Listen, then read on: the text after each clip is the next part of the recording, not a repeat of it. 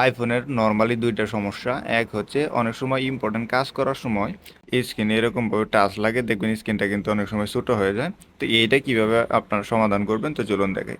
তো এটা সিম্পলি আপনারা আপনাদের আইফোনের সেটিংসটা ওপেন করবেন। সেটিংস ওপেন করার পরে একটু স্ক্রল ডাউন করে এখানে অ্যাক্সেসিবিলিটি আছে, এইটা ওপেন করবেন। দেন আর একটু স্ক্রল ডাউন করলে এখানে টাচ নামক একটা অপশন দেখতে পারবেন।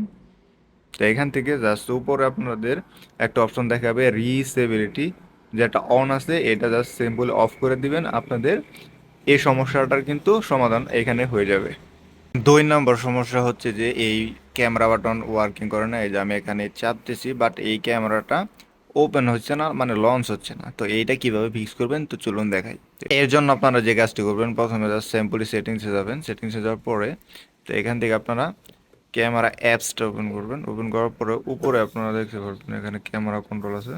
জাস্ট এইখানে ট্যাপ করবেন। ট্যাপ করার পরে একদম উপরে ক্লিক করবেন অ্যান্ড এখান থেকে জাস্ট সিম্পলি ক্যামেরাটা সিলেক্ট করে দেবেন। করে দেওয়ার পরে জাস্ট এখন ক্যামেরা বাটনে ক্লিক করবেন এরকমভাবে, দেখবেন আপনার ক্যামেরাটা অটোমেটিক লঞ্চ হয়ে যাবে। ঠিক আছে, অ্যান্ড সিম্পলি আপনার ক্যামেরা বাটনের যে প্রবলেমটা ছিল এটা কিন্তু সলভ হয়ে গেল।